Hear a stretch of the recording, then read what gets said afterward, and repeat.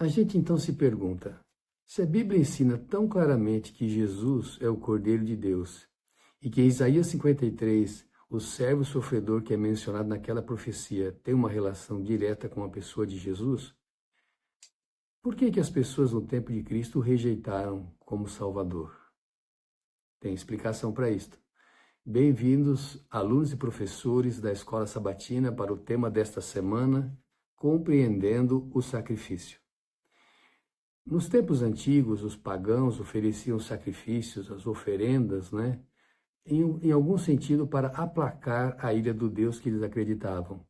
E de outra maneira também era algo meritório, eles faziam aquilo que era exigido. No caso, para quando as oferendas tinham que ver com alimentos para, de alguma forma, alimentar o seu Deus, e então acabavam recebendo alguma recompensa por aquela boa obra. No que tange também a questão de Isaías 53, nós podemos pensar assim que no tempo de Jesus, os judeus pensavam que, no que tem que ver com o Messias, quando a Bíblia fala do Messias sofredor, a Bíblia então está falando do sofrimento do povo de Israel, seus cativeiros e assim por diante. E quando a Bíblia fala de um Messias vencedor que derrota os seus inimigos, então está falando daquele que viria, aquele personagem que haveria de libertar o povo de Israel de todo tipo de jugo, de sofrimento e de cativeiro. Mas hoje nós vamos concentrar mais no aspecto que tem que ver com o Cordeiro.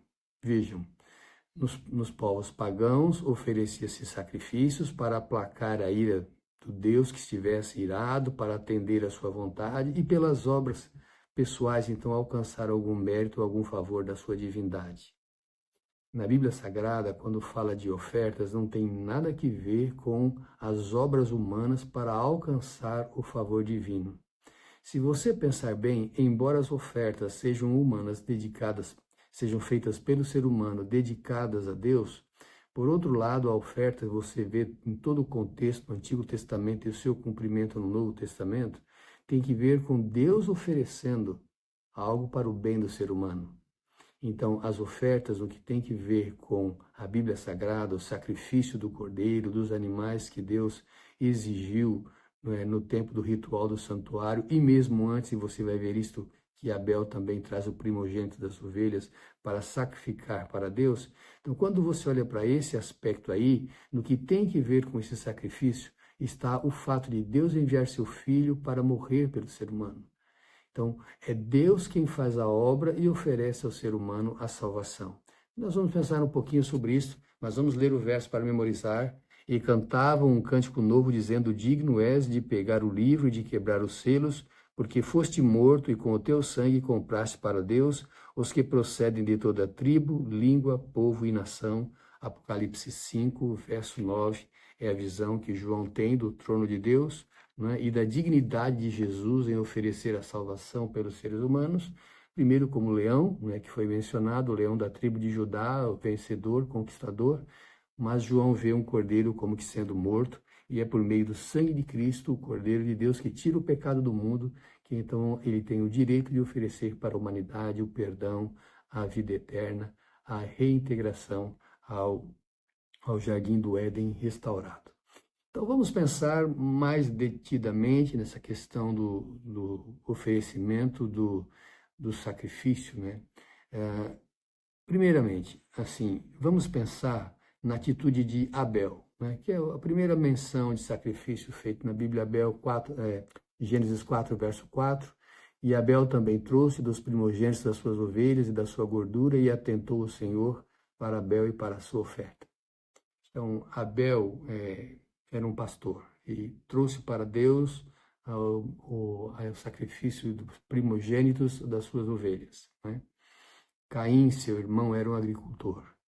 Mas não é porque Abel cuidava de animais, era um pastor, e que ele podia trazer o que ele quisesse. Quando você lê Números 18, verso 17, que Deus estabelece o ritual do santuário para o povo de Israel, ele vai pedir os primogênitos dos animais. Então a lei cerimonial não nasce no deserto com o povo de Israel. As cerimônias têm que ver desde o momento em que Adão e Eva pecaram, quando Deus fala, então, que o filho da mulher iria esmagar a cabeça da serpente. Então, o que a Bíblia menciona é que o sistema de sacrifício ele acontece e se inicia logo após a entrada do pecado no mundo. Por quê? Porque, como disse João Batista, Jesus, que é o Cordeiro de Deus, então, ele é o que vai tirar o pecado do mundo. Então, há uma diferença entre Abel e Caim. Não está relacionado às profissões de cada um. Está relacionado a atender o pedido que Deus fez. Então, a oferta de Abel é aceita e de Caim é rejeitada. Mas por quê? Porque o que Deus havia pedido tinha que ver com aquele ato, né, de Deus cobrir Adão e Eva com pele de animais, e ali está subentendido o sacrifício de animal para a salvação daquele casal e dos seus descendentes. Certo? Agora, há uma outra diferença aí. É que Abel cumpre aquilo que Deus pede. E Caim faz aquilo que ele quer e espera que Deus aceite. Veja, é muito próximo daquilo que nós falamos no começo, da maneira de Deus estabelecer o sistema de ofertas e a maneira como os pagãos ofereciam ofertas, as suas ofertas. Na Bíblia, a oferta tem uma representação daquilo que Deus faz pelo ser humano. Cordeiro morto, Jesus, o Cordeiro de Deus morto para salvar o ser humano. A obra é de terceiro. O sacrifício de Caim é: eu faço a minha parte, o Senhor deve aceitar e, consequentemente, me aceitar. Muito parecido com o sistema pagão. Eu faço a minha oferta, aplaco a sua ira e você atende aquilo que eu preciso. Você pode ter uma ilustração desse modo de encarar as ofertas, da salvação pela fé e salvação pelas obras, naquela parábola que Jesus deu do fariseu e do publicano. O fariseu, olha, eu não mato, eu não roubo, eu devolvo o dízimo, eu sou uma pessoa boa, então o Senhor precisa aceitar a minha adoração. O publicano, por outro lado, bate no peito e diz: ó Deus, tem misericórdia de mim, que sou pecador. E Jesus diz que é este, o publicano, que desce justificado. Veja, justificação pela fé. O mérito é de outro, o mérito não é do ser humano. Então você vai para a maneira de ser das pessoas. Então, olha, mas Deus recebe a oferta de acordo com a atitude das pessoas, o comportamento. Você tem duas coisas a pensar aí. Se o ser humano tem um comportamento correto, de respeito à lei de Deus, a sua oferta é aceita. Mas se a oferta que é oferecida pela pessoa, ela não é uma oferta de acordo com aquilo que Deus estipulou, ela também não está sendo obediente a Deus. Sabe? São duas coisas que estão relacionadas. O comportamento, a atitude, a obediência a Deus, este é o ponto principal. Mas a oferta tem que ser de acordo com o que Deus pediu, porque há um simbolismo, há uma tipologia aí. Agora, se o indivíduo não traz a oferta de acordo com o simbolismo, já está demonstrando que a pessoa não está obedecendo a Deus. Sabe, quando você lê Isaías capítulo 1, você tem um dos capítulos mais tristes da Bíblia, o diagnóstico que Deus faz do seu povo, no sentido de desobediência, de imoralidade, de crueldade.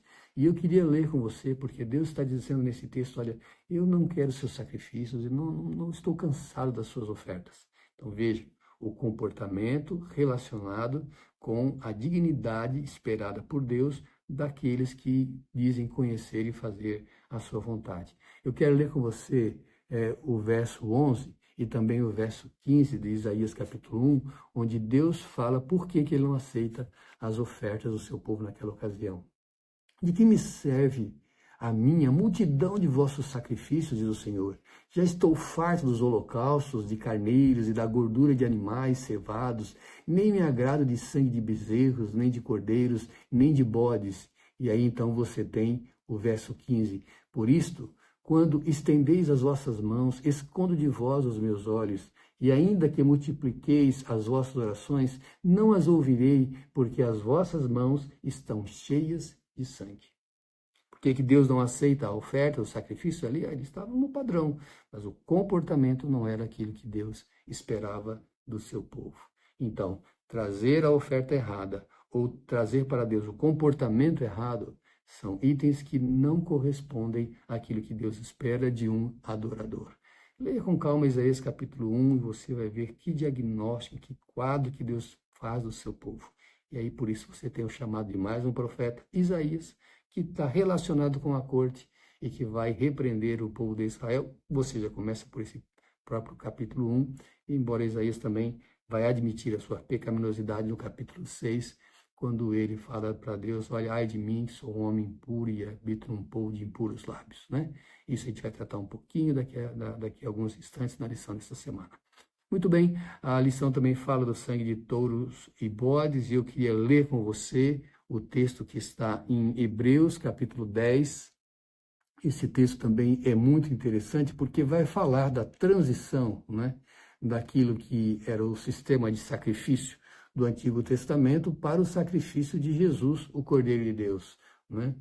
Hebreus capítulo 10, a gente lê o verso 4 e também o verso 5, porque é impossível que o sangue de touros e dos bodes tire os pecados, por isso, entrando no mundo, diz, sacrifício e oferta não quiseste, mas corpo me preparaste. Então, o sacrifício de cordeiros não era um fim em si mesmo. O sacrifício dos animais, você tem o contínuo lá, o sacrifício às 9 da manhã, às 3 da tarde, quando o pecador fazia algo de errado, trazia ali o animal, era sacrificado no pátio, depois levado para o altar, e todo esse processo, né? E dependendo de quem era o pecador, era o cordeiro, o cabrito, um boi, né? Esse sistema de sacrifício do Antigo Testamento, ele não era um fim em si mesmo. Ele não era para trazer mérito ao ser humano, era justamente para mostrar ao ser humano que ele dependia que alguém fizesse algo por si. Então, alguns criticam assim, olha, o sistema de sacrifício hebraico é um sistema cruel, né? Então, assim, não é uma questão de crueldade com animais. A crueldade foi com Cristo Salvador. Talvez o fato de haver essa morte, essa crueldade, fosse justamente para impressionar o pecador de como o pecado traz a morte, como o pecado traz o sofrimento, a separação de Deus. Talvez você tenha lido alguma coisa em Ellen White falando na tristeza que Adão e Eva tiveram quando viam uma folha se secando, porque não era o propósito de Deus que uma folha se secasse e caísse ao chão. A morte nunca foi plano de Deus. Então vejam, o sistema de sacrifício não era para aplacar a ira de Deus. O sistema de sacrifício era para mostrar a bondade e a graça de Deus em oferecer o seu filho para morrer pelo ser humano.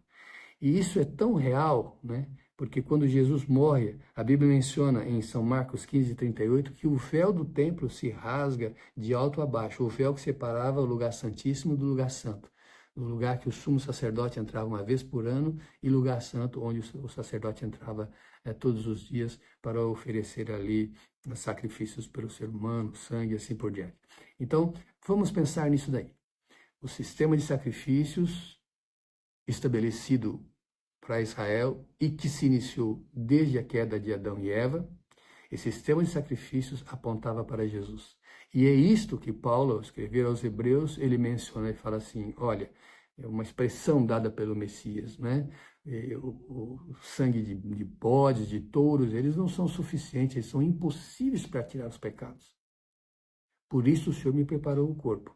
Então está falando aqui de Jesus como Deus, não tendo por usurpação ser igual a Deus, mas a si mesmo se aniquilando, tomando a forma de servo e morrendo na cruz. Então, a morte do animal representava Jesus como vítima, como o Cordeiro de Deus que tira o pecado do mundo. Então, o simbolismo do animal morto representando Jesus. O tipo do animal morto encontrando o antítipo que é Jesus na cruz do Calvário, certo? E aí você vai pensar mais uma vez no Cordeiro. Veja como esse sistema de sacrifício era algo muito conhecido, algo muito real, algo central na adoração do povo de Israel. Aí você tem a menção do Cordeiro Pascal, né? Então, Paulo menciona na primeira carta aos Coríntios 5, verso 7, Cristo, nossa Páscoa, foi sacrificado por nós.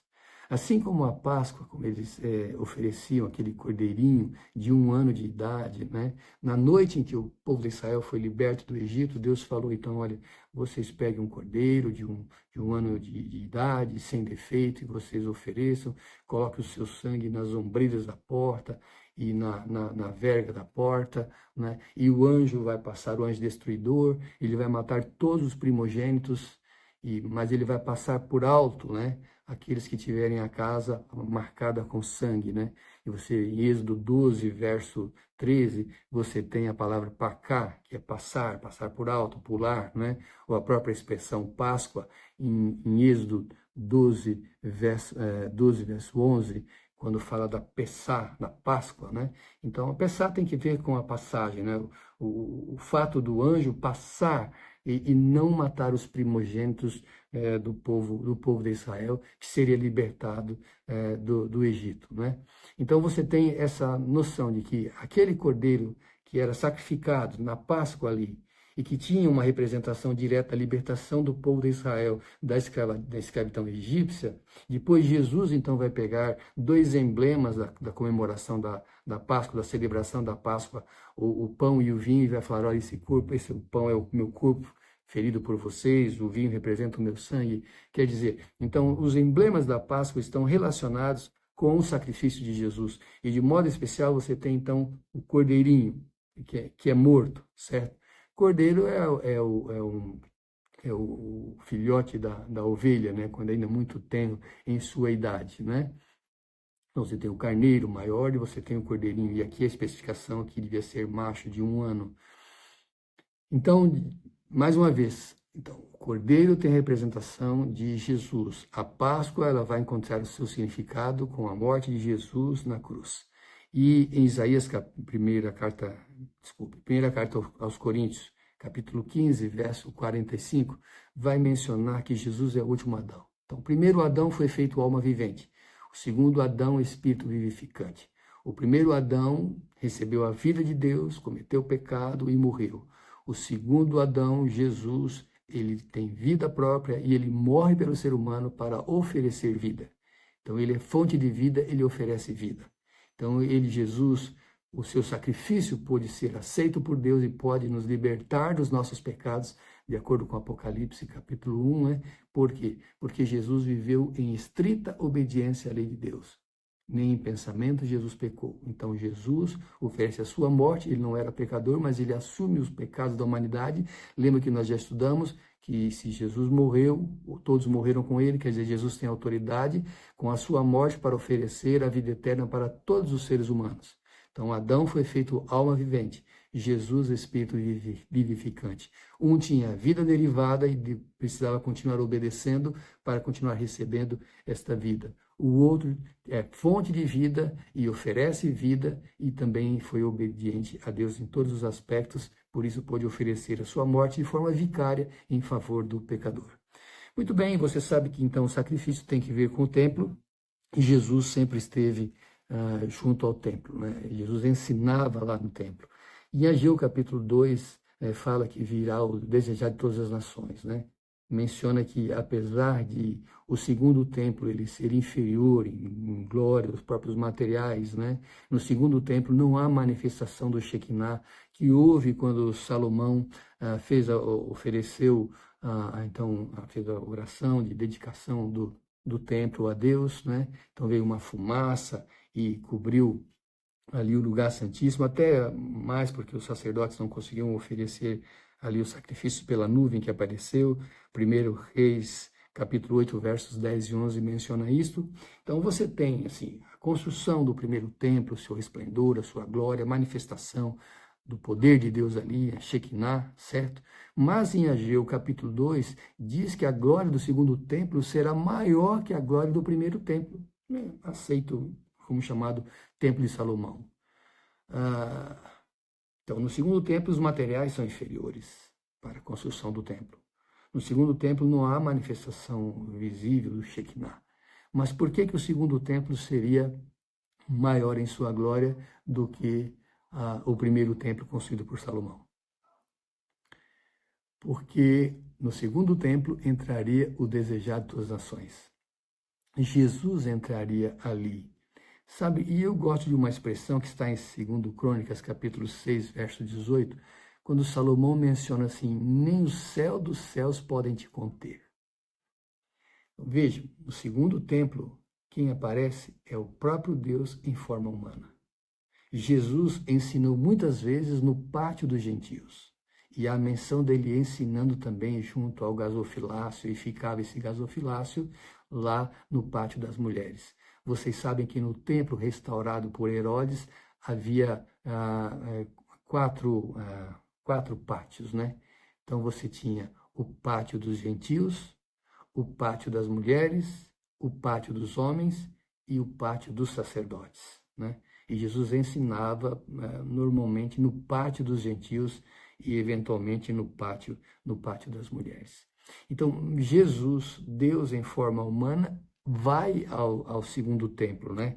Em João 7, verso 14, diz que Jesus ensinava no templo. Você também já leu, né? Jesus purificando o templo em 2 ocasiões, no começo e no final do seu ministério.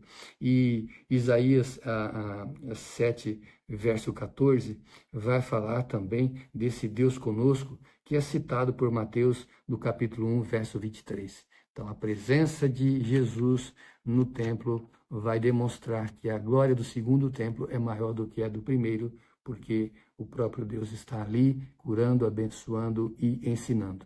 Então você vai para Isaías capítulo 6 e Apocalipse capítulo 4, e você tem ali a menção do trono de Deus, né? Isaías contempla a Deus e ele fala, ai de mim que sou homem de lábios impuros e habito no meio de um povo de impuros lábios. E você tem os serafins falando santo, santo, santo, adorando a Deus ali.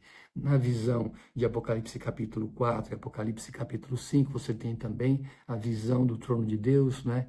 Então você tem a menção aí no capítulo 5, daquele livro que está escrito por dentro e por fora, que tem 7 selos e que ninguém tem condições de abrir, e você tem ali os querubins, né? Embora a palavra que apareça ali não seja querubins, tem que ver com os animais, mas a lição vai reportar você a Ezequiel capítulo 10, você vai perceber que ali são os querubins, né? Em Isaías são mencionados os serafins, em Apocalipse são mencionados os querubins, que também falam santo, santo, santo. E aí você vê a autoridade de Jesus, né? Porque entre aqueles animais, então é mencionado aquele que tem autoridade para abrir os selos, e é o leão da tribo de Judá. E quando João olha, e ele está lamentando, porque ninguém tem condições de abrir aqueles selos ali, e quando ele olha, ele não vê um leão, mas ele vê um cordeiro como que sendo morto. Então você tem dois textos que falam do trono de Deus, 2 textos que falam da indignidade humana, Isaías lamentando porque ele é um homem de lábios impuros e habita num povo de impuros lábios, e você tem também João chorando porque não há ninguém digno de abrir aquele livro selado com 7 selos, né? E nessas 2 demonstrações do trono de Deus, da sua glória, você tem, de alguma forma também, a pessoa de Jesus referida ali.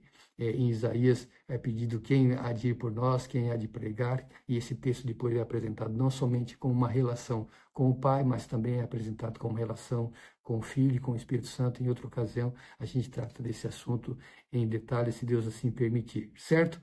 Mas eu quero encerrar a lição, então, desta semana, lendo com vocês Isaías 53, porque o foco está, né, no fato de os cordeiros, os animais, representarem a Jesus e o seu sacrifício. Isaías 53, verso 5, mas ele foi ferido pelas nossas transgressões e moído pelas nossas iniquidades, o castigo que nos traz a paz estava sobre ele, e pelas suas pisaduras fomos sarados. Ah, mas de quem está falando aqui, né? Então, nós podemos pensar aqui no que tem que ver com assim, o verso 4, né? E verdadeiramente ele tomou sobre si as nossas enfermidades, e as nossas dores levou sobre si, e nós o reputamos por aflito, ferido de Deus e oprimido. E de quem a Bíblia está falando? Qual o simbolismo que está aqui? Verso 7. Ele foi oprimido, mas não abriu a sua boca. Como um cordeiro foi levado ao matadouro, e como ovelha muda perante os seus tosqueadores, ele não abriu a sua boca. Veja a figura, a linguagem do cordeiro na profecia de Isaías 53, em todo o texto bíblico, o simbolismo, a tipologia que tem que ver com Jesus Cristo. Então, entendendo os sacrifícios do Antigo Testamento apontam para Jesus como a vítima, como o Cordeiro de Deus, como aquele que foi morto, que derramou seu sangue para nos salvar. E eu gosto desse texto aqui, a parte B, né, a segunda parte do verso 5 fala: o castigo que nos traz a paz estava sobre ele. E aí, se você vê no começo ali, fala: ele foi moído pelas nossas iniquidades. Esse Cordeiro foi morto para nos salvar. Então, quando o cordeiro era oferecido, não era para aplacar a ira de Deus, não era para tornar Deus propício ao ser humano, para que Deus pudesse mostrar algum favor ao ser humano, já que o ser humano havia praticado alguma boa obra. E, eminentemente, a oferta do cordeiro representava aquilo que Deus faria e fez pelo ser humano na cruz do Calvário. Vamos orar? Nosso Pai que estás nos céus, obrigado pela tua bondade, pela tua misericórdia em oferecer Jesus Cristo para morrer por nós na cruz do Calvário.